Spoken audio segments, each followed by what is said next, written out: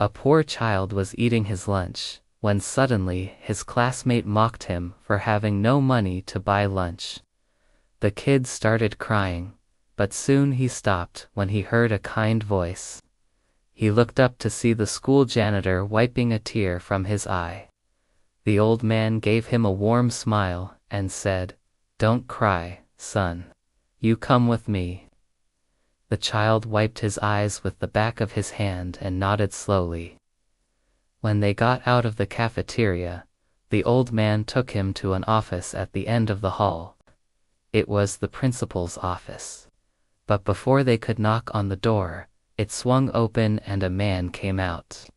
He was tall and handsome, and when he saw the child, his face lit up. "Hey champ," he said, kneeling down to his level. "What did you eat today?" The boy hesitated, then whispered, "I didn't have anything. I forgot my lunch." The man gently ruffled his hair and said, "Oh, you silly goose, come with me." He took the boy by the hand and led him to the cafeteria. "You can pick anything you want to eat. Today is my treat." The little one beamed and ran to get the biggest slice of pizza he could find. The man watched him go and turned to the janitor. He said, "Thank you for bringing him here, George. I owe you one." George, who had been working as a janitor in the school for more than 30 years, just waved his hand dismissively. "It's nothing, sir. It's my pleasure. I just hate seeing kids go hungry." Then he headed back to work. Little did he know that the man he had helped was actually the school principal, and that the boy was his son, whom he had unseen in 6 years. And soon he would find out about the principal's plan to fire him. George had worked in the school as a janitor since he was young. He loved his job because it gave him the opportunity to spend time with children.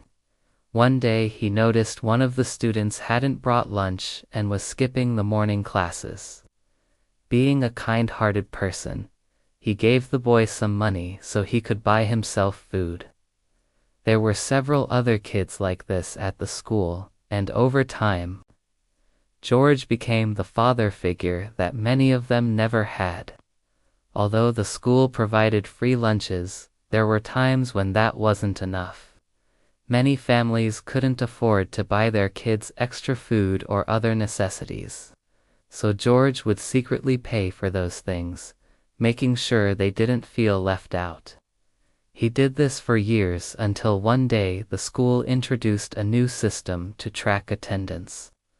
Whenever a student left the classroom, the teacher had to scan their ID card. This meant that if a kid went home because they didn't have lunch, the teacher would immediately notice. George still wanted to help these children, but he needed a different approach. So the next time he saw a child leaving class without eating, he followed them discreetly.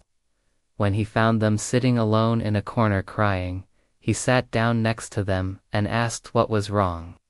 They told him they didn't have any money to buy lunch, so he offered to buy it for them. Of course, the child accepted, and George took them to the cafeteria to pick out whatever they wanted. He did this for every kid who needed help. Soon, everyone in the school knew about the mysterious benefactor who paid for their lunch. The children would tell their teachers about the nice old man who always wore a blue cap and carried a mop. "I'm afraid someone might hurt him," the vice principal once told the school nurse. "No one knows where he gets the money from. It's not normal to just hand out that much cash to strangers." The nurse agreed, but she believed that George had a good heart. "I think he just wants to make sure our kids don't go hungry." However, the vice principal remained unconvinced. Several days later, when George was taking a lunch break, he was called into the principal's office. He knocked on the door and walked in hesitantly. On the other side of the desk sat a well-dressed man. His stern expression made George feel uncomfortable. "Mr. George, right?" the man asked. He leaned forward. "Do you know why I called you here?" George shook his head. "I just want to talk about your habit of giving away money to students. I've received several complaints from teachers who are worried about you." George frowned. "But I'm not doing anything wrong. I'm just helping the children." "That may be true, but it doesn't change the fact that you're putting yourself in danger. I'm worried someone might take advantage of you. And if that happens, I'll have to fire you." He argued with the principal, but the decision was final. He sighed and nodded slowly. "All right, I won't do it anymore." He felt terrible. How could he let the kids down? They were depending on him. However, he had no other choice. The next day at school, George kept an eye out for the kids he had been helping. He saw them entering the cafeteria and his heart sank. They were going without him. He felt useless. As he walked past the cafeteria, he heard loud laughter. He paused and turned to see the source. It was the principal and some other staff members. They were all drinking coffee and talking loudly. George tried to ignore them and walk away, but the principal stopped him. "George," he said, motioning for him to sit down. George hesitated, then sat down cautiously. "I called you here to apologize for what I said yesterday. I understand that you have a big heart, and I'm sorry if I hurt you. You're a good man, George, and I appreciate everything you've done for this school." George was surprised. Was the principal firing him after all? No, quite the opposite. "I want you to keep doing what you're doing, George. In fact, I have a surprise for you." He took out a check from his pocket and handed it to George. "This is for you. Use it to buy whatever you want. And don't worry, you won't lose your job." George took the check, his hands shaking. He looked up at the principal and saw a kind smile on his face. "I don't understand," he said.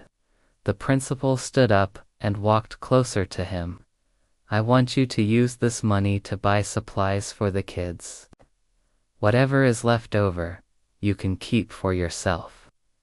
George was confused. Why was the principal giving him so much money? "But why?" he asked.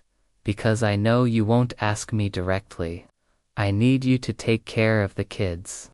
Some of them have been through a lot, and I want to make sure they're okay."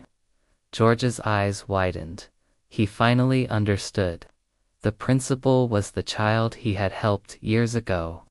He recognized the kindness in the man's eyes and the determination in his voice.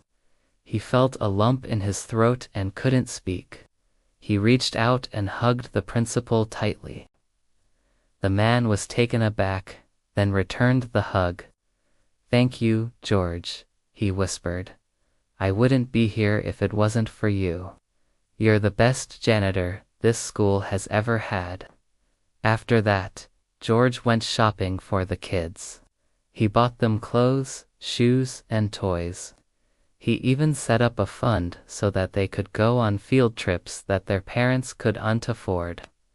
The principal watched him from afar, a proud smile on his face. In the end, the principal kept his promise. George never lost his job, and he continued to help the needy children. The principal also made sure that George got the recognition he deserved. He organized a special event at the school where he publicly thanked George for his service. "We couldn't do it without you," the principal said, placing a hand on George's shoulder. "You're a true hero." George blushed and waved his hand dismissively. "Oh, it's nothing, really. I just like to help people, that's all."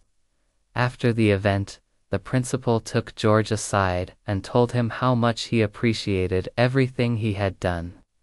"You're a good man, George. And I'm lucky to have you as a friend," he said, extending his hand. "Friends?" George asked, surprised. "Of course," The principal replied with a smile. You're like a father to these kids. And now you're also my father. George was taken aback. Then a wide grin spread across his face. Well, I guess that means you're stuck with me for life, he said, squeezing the principal's hand. Yep, I guess I am, the principal replied, chuckling. And I wouldn't have it any other way. From that day on, George and the principal remained close friends. They worked together to make the school a better place for the students and never forgot the importance of kindness and compassion.